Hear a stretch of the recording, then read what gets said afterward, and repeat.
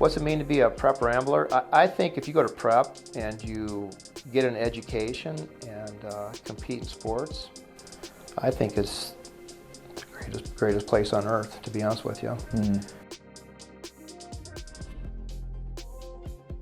Hey everyone, welcome to this episode of the Rambler podcast. My name is Jimmy Smith and I am the Assistant Vice President of Development and Strategic Initiatives here at Cathedral Prep and a proud member of the Cathedral Prep class of 2011. Before we jump into this episode of the podcast, I have just two real quick notes for you. First, I just want to thank you for listening to this podcast. I am so proud to work for Prep and to be able to represent the school I love by hosting this podcast. It's been so much fun for me to have the guests we have had on here. As if you've been listening to other episodes, I'm sure you can feel that. And I hope you've enjoyed these conversations I've shared with you as well. I value you as a listener, and if you have someone in mind you think would make a great guest who is a Prep or Villa alumnus, please let me know. I'd be more than happy to add them to my list of potential guests for future episodes. And secondly, I want to thank you to all of you who gave to us for our Giving Day this past week. You know, your gift truly makes a difference for us in the work we do for the young men and women in our school. And by you giving, you actually become an integral part of the mission, and you're sharing with us in this journey of what we do here. So I just want to thank you. And if you missed Giving Day this past week, there's still time to make a gift before the end of this year. So please go to www.cathedralprep.com/give and help us in supporting the work we're doing here at Prep. So without further ado, let's get into this episode of the podcast featuring Cathedral Prep wrestling coach Mike Hahesy.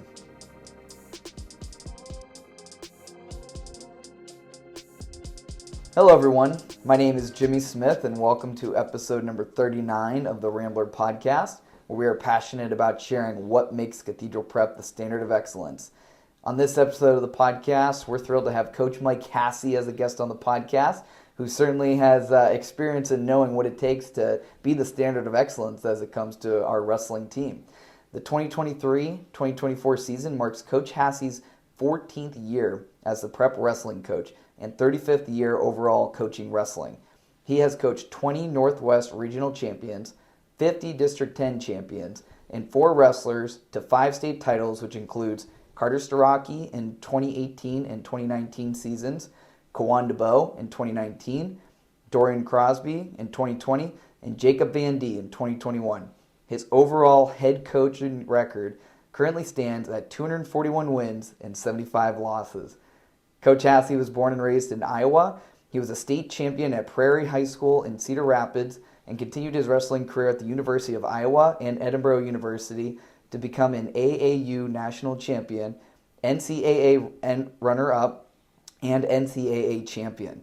He considers himself very fortunate to have wrestled under some of the best wrestling coaches in the nation, including Dan Gable. He is in several wrestling Hall of Fames and has worked at wrestling camps throughout the United States. Coach Hahesy started his coaching career at Warren High School, and then later moved on to McDowell for 3 years. We forgive you for that, obviously. Yeah. Coach Hahesy began his collegiate level coaching career at Gannon, where he would coach for 4 years. He then moved on to coach at Edinboro University for the Fighting Scots for 9 years. Having earned his PhD in school administration and education, he is currently a professor at Edinboro University in the education department. He is happily married to Paige Hanlon Hahesy and the proud father of 3 daughters. Madison and Brett is working on her law degree at Duquesne University. His daughter Haley, who's with Derek, works at Centric Consulting in Columbus, Ohio. And Hunter, who's with Matt, is an instructional facilitator in Loudoun County School District in Virginia, who was previously the statistician and manager for the Prep wrestling team, so family affair.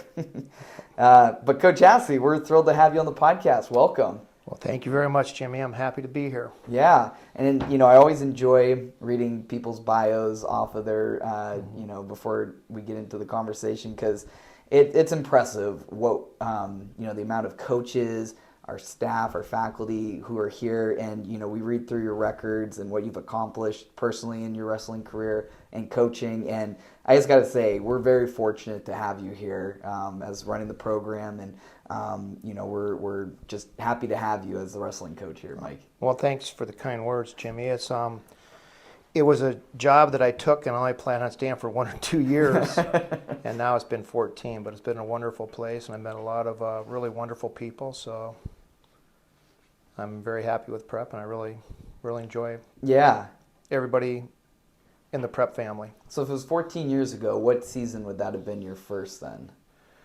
The 2010-2011 season. Okay, so that was my senior year, actually, here at prep, so that's cool. It was my daughter's senior year at McDowell, too. Oh, neat. So, yeah, so, you know, I'm thinking off the top of my head, guys like Mike McBride, Logan Thompson, Tyler Parsons, all those guys were part of my class. I'm sure I missed a few other names, Markel Keys and some others. Grant Chase was in there. Yep.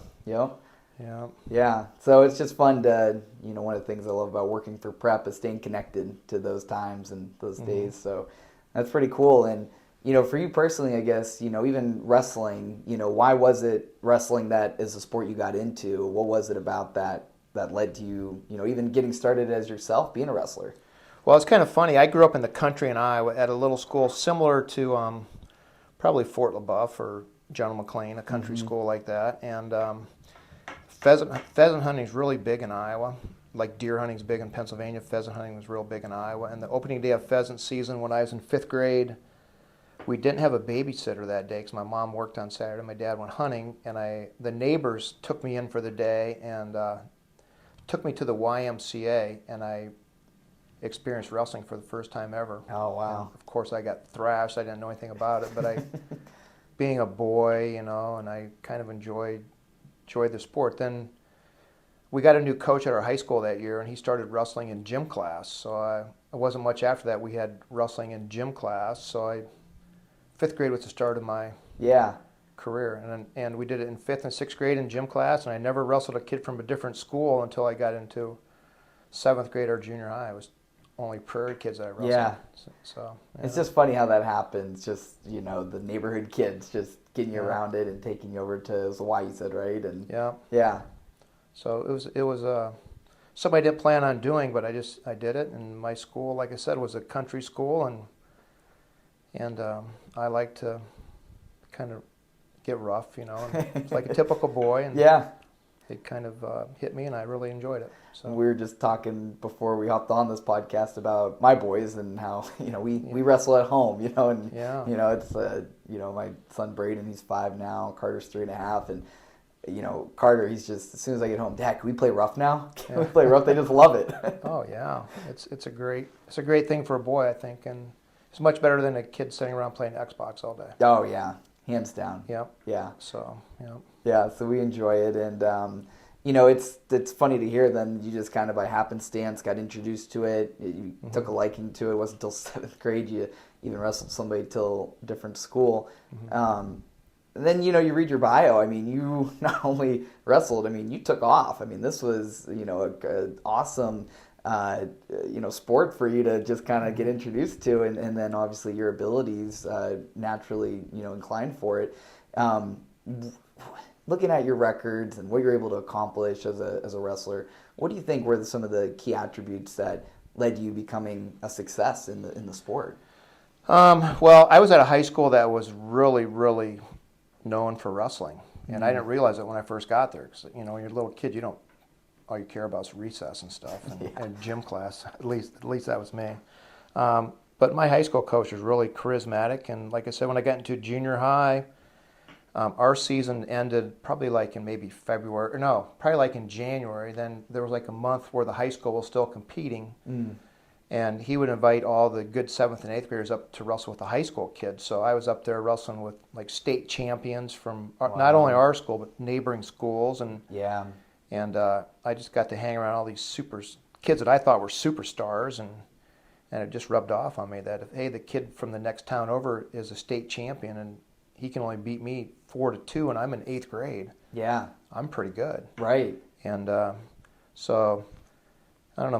My high school coach was a guy by the name of Ron James, and I'm still in contact with him. He lives in Oregon now, and I went whitewater rafting with him 2 summers ago. And he's a great guy. I mean, I love him like a father. He's a great person, and he's still super. So then when I was out of high school, I decided to go to the University of Iowa because, several kids from my high school went there, and they were good. Yeah. I mean, a kid named Barry Davis, who was an Olympic silver medalist, 3-time national champ, was from my high school. A kid named Jimmy Zaleski, who was a 3-time national champ. He had the nation's longest winning streak until Cale Sanderson broke it. Oh, wow. He won like 99 matches in a row in college, and he was from my high school. And Wow. so I went to Iowa and wrestled there with not only those guys, but just a room full of state champs, 2-time state champs, 3-time state champs. Every kid you wrestle was just like tougher than the kid before. And we had a great coach by the name of Dan Gable, and it was a great experience. And then I decided to transfer to Edinburgh because I wasn't quite as good as some of the superstars. So I went to Edinburgh, and which was great for me wrestling and academically. So it was a great move. And my coach there was Mike Deanna and Bruce Baumgartner, two other great coaches. Yeah. It seems like a lot of it was your experiences being exposed to another level of wrestlers that really pushed you to be better.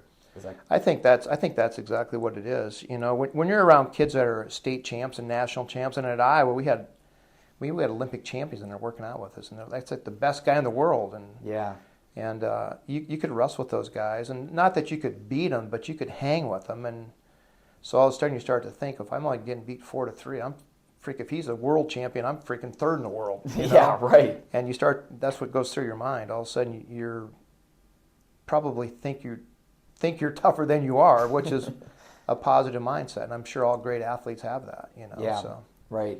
The confidence starts to build in you. And, you know, I related, you know, I played baseball when I was here at prep, and same thing. You go up against a pitcher that you know is one of the top, and you get a hit off him. It feels pretty good. Oh, yeah. Yeah, it gives, you know, a little bit of swag now. You get excited about it, and you darn right. Go to the next game. You know, that pitcher is not as good as the guy you faced yesterday. Same concept, right? It's, you know. Same thing. Yeah. Same thing. And, you know, so you're here at Edinburgh, you finished out your wrestling career, and so you decided to stay in the region, obviously. Was that the timeline? Is pretty much after you graduated, you started working and coaching here in the area, or was there a little bit of a break between when you got back to No, what happened was my senior year at Edinburgh, I had one more year of school because I transferred. And my eligibility was done, but I had another year of school, and I got a phone call from a guy named Ed Honorado, who asked Mike Deanna, said, hey, I just quit coaching at McDowell. I'm going to prep. Do you know of any of your wrestlers that want to coach? And my eligibility was done, and I was student teaching. So, you know, being a poor college kid with no money, I went to McDowell and got paid whatever, $1,100 or something. And, and I student taught there, and I assistant coached there. And I kind of really enjoyed that. And I think that's kind of what led me into coaching. But so then I went home to Iowa for a year. I didn't have a job. I went home to Iowa for a year and came back, and the superintendent from Warren called me. Actually, Jim McDonald, the old AD from Edinburgh, called me and said, do you want to move back to Pennsylvania? I said, not really. He goes, well, there's going to be a guy who's going to call you like in a couple minutes. And as soon as he hung up, the guy from Warren called and offered me a high school phys ed and a head wrestling job. Oh, wow. And I was like, well, let me think it over. So I came out here, and I just decided to take it. I don't know why, but I did. Yeah. And it worked out great, and that's how I got started in coaching in Pennsylvania. Yeah, that's funny to hear.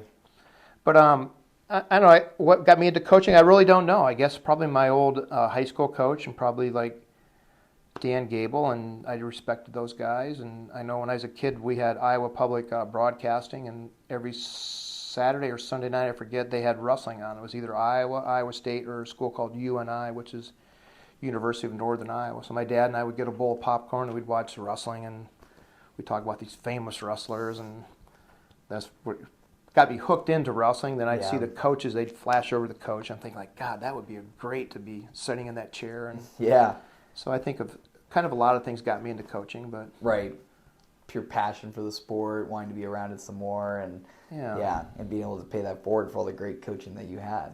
Yeah, so I think that. Hopefully that answered your question. Yeah, no, it definitely does, and you know, it's always interesting because there's, you know, like I've never been into coaching baseball, but I could see as my kids start playing, you just kind of naturally fall into it. So I'm always curious to hear people's stories about how they end up getting into the coaching career and, you know, got started off with it.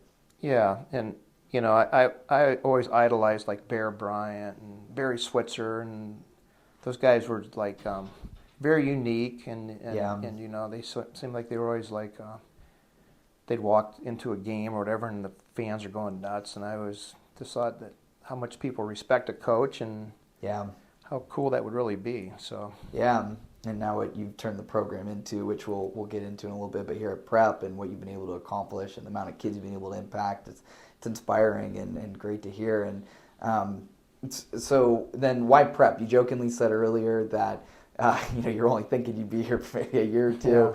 Yeah. Why did you ultimately decide to coach at Prep? And I guess learning that, why did you end up staying as longer than you expected?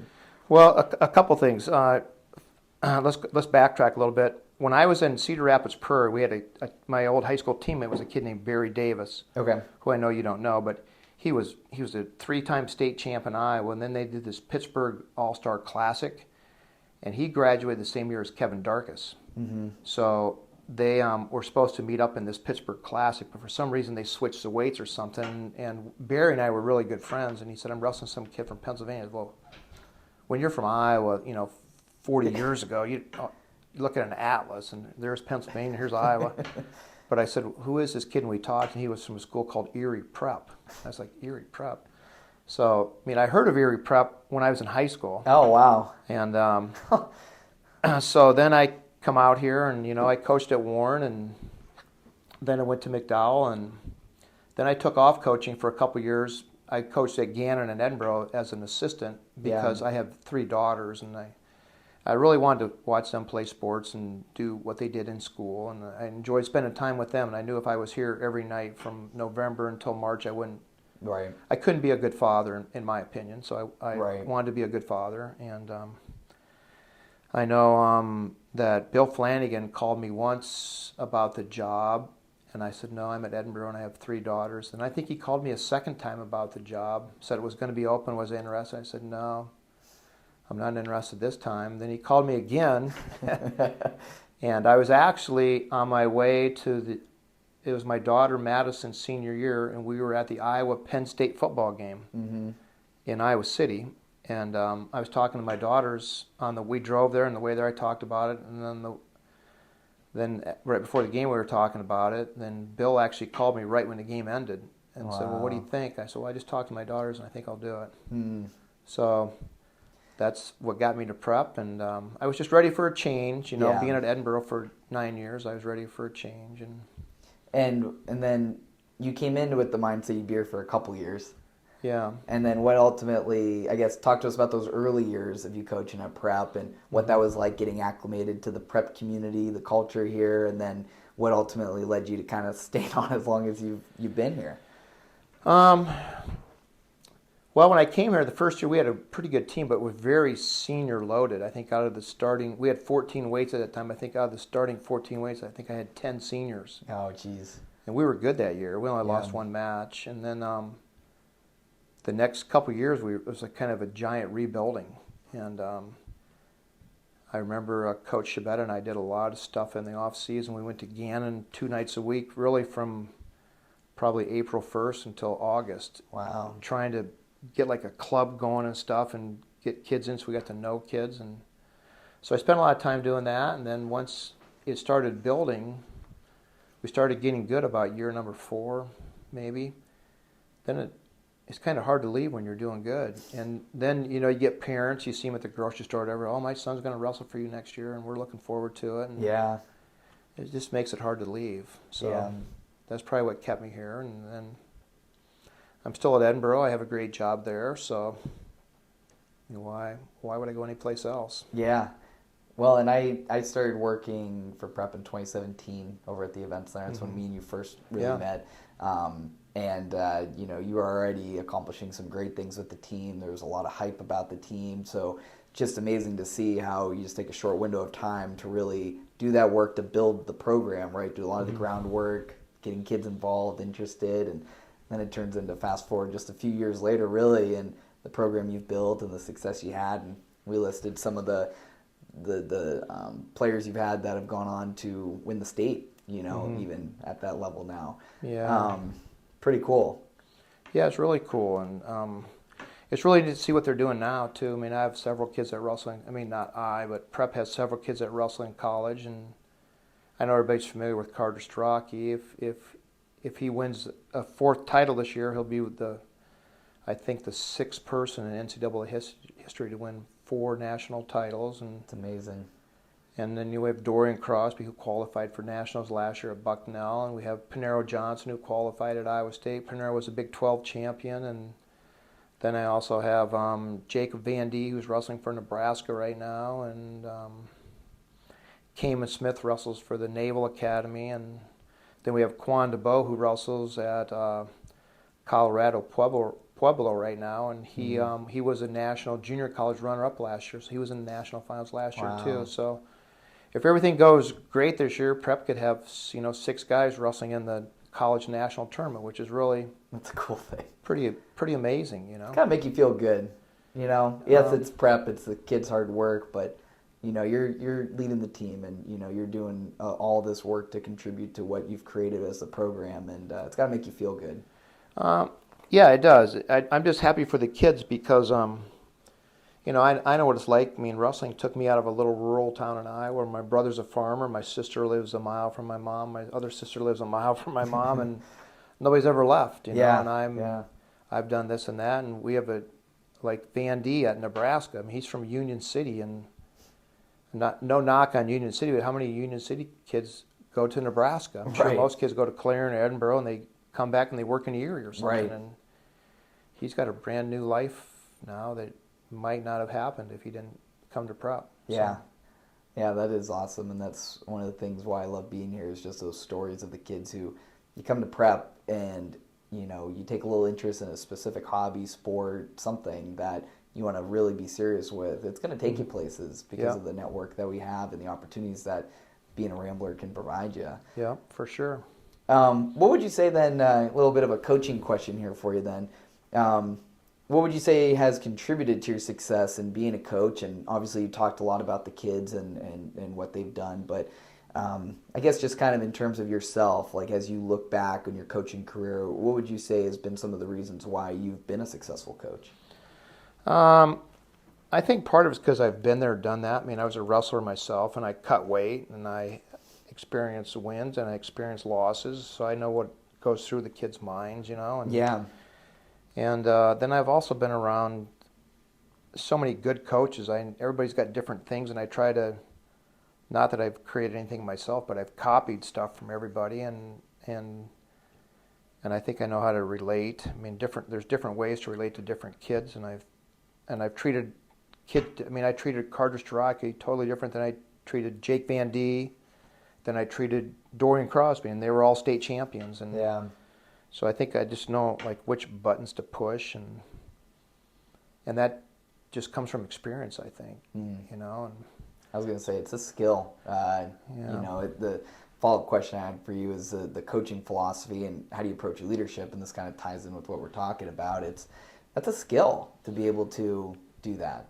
Yeah, it is. I mean, I teach coaching classes at Edinburgh, and one thing that I always tell people, because when I go to tournaments and stuff, I see people like older coaches and say, "Oh, these kids anymore, they don't listen, they don't do this and that," and I really don't agree with them. I mean, at the end of the day, I think every kid that plays a sport wants to win, but I think pushing the right buttons on the kid is what you have to be able to figure out to do. Like, what is Nick Saban doing differently than the guy at Vanderbilt? He's doing something different. Yeah. I mean, what is Cale Sanderson, who's like the greatest coach in college wrestling, what's he doing different than the guy at Ohio State or the guy at Iowa? I mean, their recruiting is very similar, but what's he doing differently? So he's pushing the right buttons on those kids, and I think it's the same thing in high school sports. I mean, I know certain local schools and state schools, they get kids that come in, and all of a sudden their kids come in as a freshman, the kid's pretty good. By the time he's a senior, he's either quit or he's actually worse than he was as a freshman. So, I mean, these guys are pushing the wrong buttons. Right.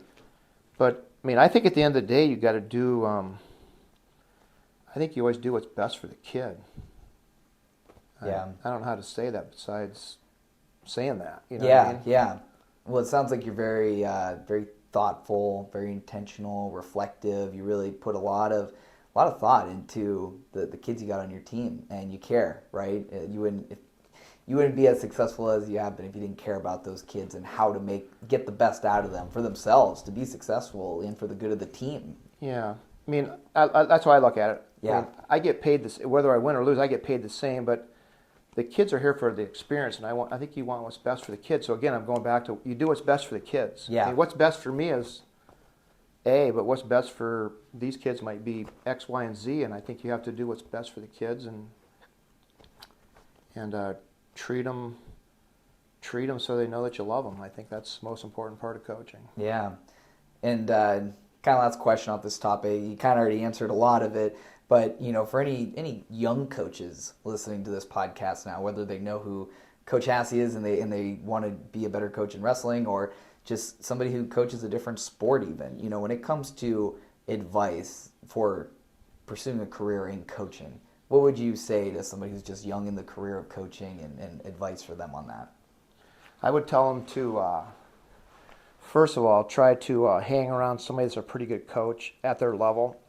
Like for me to go watch Cale Sanderson's probably not that good because he's dealing with kids that are supreme athletes, and I'm dealing with ninth graders that don't know a single leg from a layup in basketball. Some of the kids, so you have to work with your audience, but you need to be around some good people, and I think you need to really observe what they do and put that into perspective, Yeah. And then on the flip side, you need to watch some bad coaches and realize what they do and realize that I'm never doing that crap because that never works. And you have to be able to figure out how to do that. And again, at the end of the day, I think you need to do what's best for the kids. Yeah. And I guess why I say that is because, like, it's best if I make kids go at certain weights or I do things like that. But like, if so and so can't make that weight or they don't want to go that weight, it does. At the end, it doesn't work out. Right. So I'm saying you can have this master plan, and you have to let them kind of do what's best for the kid and where they feel the best, and do things like that. I mean, I've had kids, the last couple of years that they need a day off because they have a big test coming up or something. And I know in my day, my high school coach would have said, "Hell no, you're coming to practice." But now I'm like, if you think you need to study for the test, that's fine. Just work out maybe later at the Y or whatever. And I think that works for me. It might not work for the McDowell coach, but it works for me. Right. So, yeah. Right. And I often reference my kids, but having 4 young kids, 3 of them, the baby's just 1. It's kind of hard to tell her personality yet, but the 3 of them that are 2.5, 3.5, and 5, I can see how different their personalities are already. And what one thing works with Braden to motivate him, for Carter doesn't work. He's totally different, and they're growing up in the same household. They got the same parents.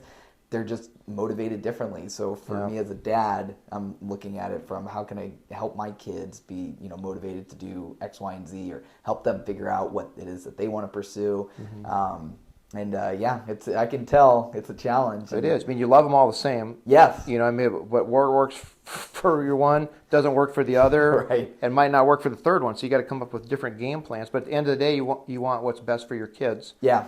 And each kid getting there takes different steps and formulas and recipes, and you need to figure out that recipe for success. I don't know if I'll ever figure out my daughter Aubrey. She's you've got three girls, so you might understand what I'm saying with that. You can figure that out. You could be a famous man, let me tell you that. That's funny. So a little bit of a transition here now. So when we're looking, we got a few weeks left until your season's going to be starting up. Can you talk to us about who your assistant coaches are? Talk to us about their role and what they're doing for you and the team. I have a lot of assistant coaches. They're all really good guys, and they all help in various ways and methods. I'll speak of probably 3 right now. Jeff Chabet and Jim Schoonover have been with me all 14 years. And, wow. And Jim is very good at technology and opposing lineups. I mean, he can tell me who's good from Reynolds or Fort LaBeouf or Harbor Creek or whoever, some school from Pittsburgh, and he's very good at that. And I'll know that this kid's really good, so my kid needs to be prepared for this kid. Or if this kid's not very good, that, hey, you need to pin this kid because he's not very good. So he's very good at that. And he does all my technology stuff, which is a huge help for me. And then Jeff Shabetta's been here too, and he's been very helpful. He knows all the prep people, and he knows if we go to a tournament, almost invariably, some guy comes up, "Hi, I'm so-and-so from prep." I'm like, "Jeff, who is this guy?" And Jeff said, "Oh, he graduated in 1983 or whatever, and he's so-and-so, and his dad's here, and his mom's here." And That's cool. I mean, he's very good. He's very good with that, and he knows everybody, and he's just a good person. And then the other guys all help out in various ways, but Mark Harrington and Brian Pilatus, they've been the junior high coaches the last 2 years, and they have two sons that are both in 8th grade this year, and they've really helped out in various ways, with a lot of stuff, especially in the off season. They do things for me. And so those 4 guys probably do more than I asked for. They're more than willing to help me out, and I really appreciate that. And the other guys are really good. And Brian Stark is another one that has been with me for a long time. He's been here since his boy's been in school, and I think maybe my 2nd or 3rd year he started helping. And wow, he's really our team doctor. Yeah, but he's more than a team doctor. He's like a dad to a lot of kids, and he's really good with kids, and he's a prep graduate too, and he's just a special person. So yeah, I'm just blessed with everybody. They're all fantastic people, and they're hard workers. And if I tell them, "Hey, can you guys mop the mats and tape the mats?" "Oh, sure, coach." I mean, they don't question anything, and I'm just very, very thankful that I'm surrounded by such good people. Makes a big difference. Oh, it sure does. Yeah. It really does, Yeah. It really does. Well, and I'm sure the team also senses how in unison the coaches are too, right? Because they know there's no division, there's no this guy's trying to do this while Coach Hassey's talking about this. It's everybody's in line. This is the plan. This is what we're doing. And the kids buy into that. They do. And again, like if somebody wants to do something, I have no problem because I 100% trust in them. And if they took a kid off and showed them 2 or 3 different moves, I got no problem with that because I know that they're doing what's best for the kid and the team and everything. So yeah absolutely. No, that's awesome. I know with any team, it's not just one person. It takes the coaching staff to all come together and do what needs done to help the team succeed. And speaking of success, your team has really accomplished some great feats over the last few years. We've been talking about that. What expectations do you have for your team as you get ready to prepare for this season? The last year was kind of a messed up year, but we still won the District 10 duels and the District 10 team tournament. I think we won the District 10 team tournament by a point or half a point, I forget. Wow. It came down to us and McDowell, and it was super close. But this year I think we're a little bit better than last year's team, just because we've been working together for a year, and there's really been no changes or distractions. Yeah. So everything should be better this year, and we have a bunch of really good kids. They're all hard workers, so I don't know how much better, but we'll be better. And then next year, if everything stays as is, I know there's some really good 8th graders that are considering coming to prep, and if they all come, I mean, I'm sure a couple of those kids will be starters, and then I have a really good group of juniors right now. So they'll be seniors with some good freshmen. That's like a perfect blend for a coach, you know what I mean? So I got some leaders there that these younger kids can look up to and learn from. So this year should be pretty good. Next year I think should be a really good year. So you're saying the future's looking bright. Knock on. Yeah, right. My words, not yours, right? Knock on wood there. Yeah, because that can all change in I get it. So, yeah. And but that's great to hear. It's real exciting. It's good when you got a good group of kids that have been working with you in the program. And I know you were talking about Mark Harrington with the great work he does with the middle school team and the stuff that you guys can do there with those kids, getting them ready to be at prep too. Yeah. So, I mean, in addition to, just talking about what your expectations are, what are you looking forward to most this upcoming season? I mean, I enjoy every season once it gets going, What am I looking forward to the most? Yeah. I mean, I don't know how to answer that. I left that was a big question mark in my question. I don't know. I guess I don't really have any visions of anything in my head. I think we're just going to wait and see. And we go to a tournament beginning of the year. It's at Trinity Duels. It's a dual meet tournament. And last year we got just like 5th place or something. We lost a match on criteria, which means we actually tied, but they won because they had more takedowns or so. I forget what the criteria was. We lost that match, and we lost another match by, I think, 2 points. But this year, we're going to be better, so I can envision us either winning that or getting into the finals of that. And then our Rambler duels, we lost a match to Cleveland St. Ed's last year, I think by 1 point. So I guess what I'm trying to say is, like last year, I think our record was 13-11. Yeah. But of our 11 losses, we only got beat really once by more than 10 points. I mean, everything was close. So I'm saying, you swing those the other way. yeah, we could have been 20-3 last year instead of 13-11. Right. It's, like I said, a couple breaks, a couple kids that weren't on our roster last year really hurt us. But this year, everybody that I think should be here will be here this year. Yeah. And I think this year, I mean, if everything goes well, we can have a great year. But next year, I would say watch out. Yeah. Well, that's really exciting to hear. And, it is, funny. I'm always interested to hear how the coaches in the podcast will answer the question, what are you looking forward to this season? Because, none of them want to say, we're going to states or, whatever it is. And I get that. But to hear the work that has been put in by this team, from last year, those close calls, those are always tough, but in the end it makes you stronger. It prepares you to get ready to say to yourself, I'm not going to let that happen again this year for those kids. No, and like I said, last year we had a lot of sophomores, and you know what it's like as a sophomore. You're learning, you're still young, you're a little bit intimidated by other kids, and your junior year you should be a little bit stronger. And I just envision those kids we have from last year will be greatly improved. We have a couple freshmen this year that will help us too. So I think we'll be it will be much better than last year. That's good stuff. Yeah, it is. All right, I got one more bonus question for you. I didn't prepare you for this one, no. But no, it's an easy one. Can I phone a friend if I need help or not? Yeah, exactly. Yeah. So you've been around the program for 14 years now. You really understand what it means to be a Rambler, right? To be a student of prep, represent prep as an athlete, and what that culture means. And so the last question is, what does it mean to be a Rambler? Oh boy,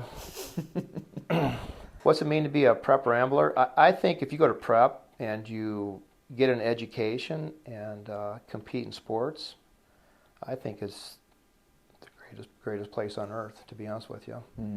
I know when I was at the national tournament last year, there's 15,000 people in this arena. They announced my name on the loudspeaker. Carter Strachey is coach at Erie Cathedral Prep by Mike Hahesy, and that's quite an honor for me. And absolutely. And again, the only school I ever heard of when I was in high school from Pennsylvania was Erie Prep. Yeah.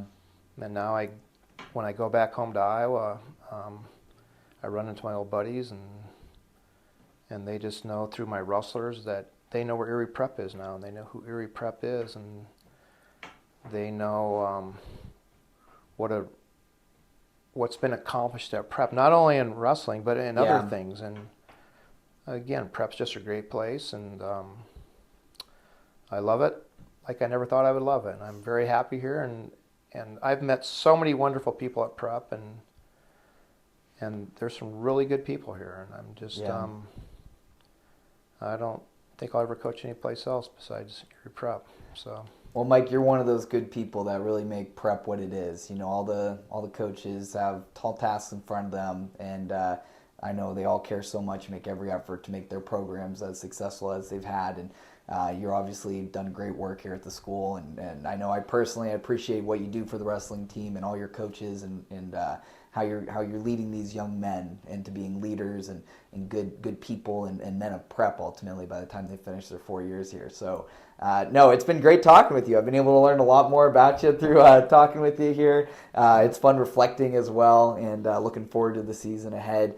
Just want to thank you for taking the time out to record this with me and being able to share a little bit for the listeners. Sure, I'm happy to be here, and thanks for the opportunity, Jimmy. It's a great place, and you do a great job, and roll Ramblers. Yeah, thanks, Mike. Appreciate it. Yep, you're welcome. Thank you.